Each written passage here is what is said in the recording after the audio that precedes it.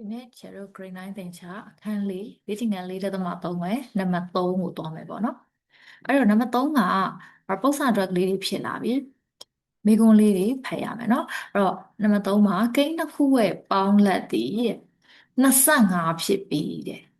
အဲ့တော့ဒီလိုမျိုးစကားရပ်သွားတဲ့နေရာမှာသူကမြင်ပိုင်းမယ်နော်ပြီးတော့ရင်ရင်းတို့ဤမြောက်လက်သည်ဆိုတော့အဲ့ကိန်းတစ်ခုရဲ့မြောက်လက်ပေါ့အဲ့မြောက်လက်ကကြတော့136ဖြစ်တော့တဲ့ထိုကိန်းတို့ကိုရှာပါဆိုတော့ဘယ်ကိန်းတွေကိုရှာမှာလဲဆိုတော့ဒီကိန်းတစ်ခုကိုရှာမှာ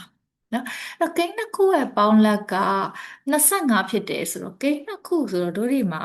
ဘာကိန်းတွေရှိမလဲဆိုတော့ဥပမာပထမကိန်းရယ်ဒုတိယကိန်းရယ်ရှိမယ်ဒါဆိုလို့ရှိရင်ပထမကိန်းကကြတော့တို့ကဒါမတိကိန်းတွေပု္ပ္ပစာတွေဖြစ်တဲ့အတွက်မတိကိန်း h လို့ထားမယ်နော်မတိကိန်း h ဟုထားပါဒါဆိုလို့ရှိရင်ကိန်းတစ်ခုပေါင်းခြင်းက25ဆိုတဲ့အတွက်ပထမကိန်းက x ဆိုလို့ရှိရင်ဒုတိယကိန်းကိုလိုချင်လို့ရှိရင်တို့ကဘာလုပ်ရင်ရမလဲဥပမာ2နဲ့3နဲ့ပေါင်းလို့ရှိရင်5ပေါ့နော်ဒါဆိုလို့ရှိရင်ဒီပထမကိန်းက2ဆိုလို့ရှိရင်ဒုတိယကိန်းကဘာလုပ်လို့ရတာလဲဆိုတော့5ထဲကနေ2ကိုနှုတ်လို့ရတာပေါ့နော်ပေါင်းခြင်းတွေကနေတိတဲ့ဂိမ်းတစ်လုံးကိုနှုတ်လိုက်လို့ရှိရင်အဲ့ဒုတိယဂိမ်းရမှာပေါ့နော်ဒါဆိုသူတို့ရဲ့ပေါင်းခြင်းပေါင်းလက်ကဘယ်လောက်လဲဆိုတော့25ပေါ့ဒါဆိုရင်အဲ့ဒီသူတို့ရဲ့ပေါင်းလက်25တွေကနေပြီးတော့တိတဲ့ပထမဂိမ်း x ကိုနှုတ်လိုက်လို့ရှိရင်ဒါကဒုတိယဂိမ်းရသွားပြီပေါ့အဲ့ဒီအထိကတစ်ဖြတ်ပေါ့နော်အဲဆိုဂိမ်းနှစ်ခုရှိရဲ့ပထမဂိမ်းက x ဒုတိယဂိမ်းကဒီသူတို့နှစ်ခုပေါင်းခြင်းဖြစ်တဲ့25တွေကနေ x ကိုနှုတ်လိုက်တာပေါ့ဒါဆိုရင်ပြီးပြီအဲ့တော့ရင်းတို့ဤမြောက်လက်ဒီ136ဖြစ်တော်တဲ့ဆိုတော့သူကမြောက်လက်ကိုလည်းပေးထားတယ်နော်သူတို့နှစ်ခုမြောက်ရင်136တဲ့နော်အဲ့တော့တို့ကသူပေးထားတဲ့ဥစ္စာကိုဘာလဲဆိုတော့နောက်တစ်ပိုင်းကိုကြတော့ပု္ပ္ပစာအရာပေးထားတဲ့ဟာဆိုပြီးတော့ရေးတော့မယ်နော်ပု္ပ္ပစာအရာဘာနဲ့ဘာနဲ့မြောက်မလဲဆိုတော့အဲ့ဒီပထမဂိမ်းနဲ့ဒုတိယဂိမ်းပေါ့နော်ပထမကိန်းနဲ့ဒုတိယကိန်းနဲ့မြောက်လို့ရှိရင်136ရပါတယ်တဲ့ဒါဆိုလို့ရှိရင်အဲ့ဒီကိန်းတွေကိုရှာပေးပါတဲ့ဆိုအဲ့ဒီကိန်းတွေကဘာကိန်းတွေလဲဆို x က25 x ကအဲ့ဒါပေါ့နော်ဒါဆိုရင်တို့က x ရအောင်ရှာမယ်ပေါ့ဒါဆိုရင်ဒီဟာကိုဘယ်လိုလုပ်လို့ရလဲဆိုတော့ဒီကောင်ကဝင်မြောက်ရမှာပေါ့နော် x က25ကိုလည်းမြောက်မယ်ဒီဘက်က x ကိုလည်းမြောက်မယ်အဲ့တော့ 25x x square equal 136ပေါ့နော်ဒါဆိုရင်တို့ကနှစ်ထပ်တစ်ထပ်ကဏ္ဍပုံစံလေးဝင်အောင်လုပ်လိုက်မယ်ဒါဆိုရင်နှစ်ထပ်ကိုရှေ့မှာထားမယ်သူကညီမချင်းတစ်ဖက်ထဲမှာပဲရှေ့ကိုသွားတာဖြစ်တဲ့အတွက်တို့တွေကလက္ခဏာတွေမပြောင်းဘူးเนาะညီမချင်းရဲ့ဟိုဘက်ဒီဘက်ကိုရောက်တော့မှသွားတော့မှလက္ခဏာတွေပြောင်းမယ်ပေါ့เนาะအခုဥစ္စာကြတော့ဒီအရှိနဲ့နောက်နဲ့နေရာလေးပဲချိန်လိုက်တယ်ပြီးတော့ရင်ဒီကောင်ကကြတော့ဒီဘက်ကိုလာပြီသူဒီဘက်ညီမချင်းဒီဘက်ကိုလာတာဖြစ်တဲ့အတွက် -136 equal ဒီဘက်တော့ဘာမှမကြံခဲ့တော့ဘူး0ပေါ့เนาะဒါဆိုနှစ်ထပ်တစ်ထပ်ကဏ္ဍပုံစံတော့ဖြစ်သွားပြီဒါပေမဲ့တက်ချီကခွဲဖို့ဆိုလို့ရှိရင်တို့တွေကဒီ x square ရှိမှာ minus g ရှိနေအဆင်မပြေဘူးအဲ့တော့ဒီကိန်းတန်းတစ်တန်းလုံးကိုတို့က minus နဲ့လိုက်မြောက်လိုက်မယ်เนาะနှစ်ဖက်စလုံးကို -1 နဲ့မြောက်တာပေါ့เนาะအဲ့တော့ဒီကောင်လက္ခဏာပြောင်းသွားတယ်ပေါ့ minus နဲ့မြောက်တာဖြစ်တဲ့အတွက်ဒီကောင်ကလည်းလက္ခဏာပြောင်းသွားတယ်ပေါ့ minus နဲ့မြောက်တာဖြစ်တဲ့အတွက်เนาะအဲ့တော့သူတို့တွေကဒီလိုတက်ချီကခွဲကြည့်ကြမယ်ဆက်ချက်ကခွဲကြည့်တဲ့အခါကျတော့ဒီအနှုတ်အပေါင်းဆိုလို့ရှိရင်တို့ကအဲအမြဲတမ်းသိတယ်အနှုတ်ဆိုပြီးတော့ထွက်မှာအနှုတ်အပေါင်းဆိုရင်အနှုတ်အရှိရ x ဒီမှာလည်း x ပေါ့နော်အဲ့တော့ဒီနောက်ကနှစ်ကောင်ကမျှဝင်136ရရမယ်ပေါင်းချင်းနှုတ်ချင်းလုပ်ချင်းကြတော့25ရအဲ့ဒီကောင်တို့ကစဉ်းစားမယ်ပေါ့စဉ်းစားတော့ဒီကောင်ကနှစ်နဲ့ဝင်လို့ရမလားပေါ့နော်နှစ်နဲ့ဝင်လို့ရမလားစဉ်းစားလိုက်တော့နှစ်ဆိုရင်နှစ်ဒီမှာတော့ x တွေရှိမယ်6လီ1216ဆိုနှစ်ရှိလီ16ဒီ68နဲ့2နဲ့ကိုတို့က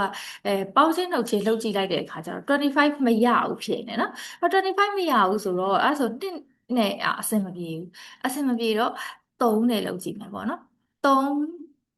သုံးနဲ့ဆိုလို့ရှိရင် तू ကအလီကိုဝင်လို့မရတာ၄နဲ့သွားကြည့်မယ်၄နဲ့ကကြတော့၄3လီ12၄4လီ16အဲ့တော့သူတို့နှစ်ခုကိုနှုတ်ကြည့်ရင်ကြတော့30ရတယ်ပေါင်းကြည့်ရင်ကြတော့38ရတယ်ဆိုဒီကောင်မရသေးဘူးเนาะမရသေးဘူးဆိုရင်၄နဲ့မဟုတ်ဘူးဒါဆိုရင်5နဲ့ဒီကောင်ကိုအလီဝင်လို့ရတာလို့ကြည့်တော့ဒီ136ဆိုတာ5တွေ3ညတွေနဲ့ဆုံးတာမဟုတ်တဲ့အတွက်5နဲ့ကျင်လို့မရဘူး6နဲ့လည်းမရဘူး9နဲ့လည်းမရဘူးအဲ့တော့10နဲ့ပေါ့เนาะ10နဲ့ဆိုလို့ရှိရင်တော့ရတယ်10တက်လီ10ပြီးသွားရင်အဲ 56ဆိုတော့8ခုနဲ့လी56ဒါဆိုလို့ရှိရင်16နဲ့8နဲ့ဆိုလို့ရှိရင်တော့သူကပေါင်းကြည့်လိုက်လို့ရှိရင်25ရမယ်ပေါ့နော်ပေါင်းကြည့်လိုက်ရင်တော့25ရပါတယ်ဒီမှာကျတော့ဒါ 78နဲ့ 8x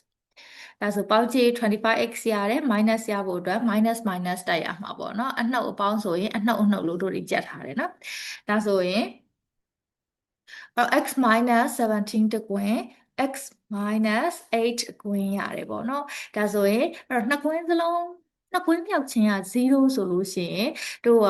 တကွင်းကွင်းကတော့0နဲ့ညီမှာပေါ့နော်အဲ့တော့ဒီတကွင်းက0နဲ့ညီတာလားဒါမှမဟုတ်လို့ရှိရင်နောက်ကတကွင်းက0နဲ့ညီတာလားမသိဘူးတကွင်းကွင်းက0နဲ့ညီလို့0ဖြစ်နေတာအဲ့ဆိုရင် x တန်ဖိုးက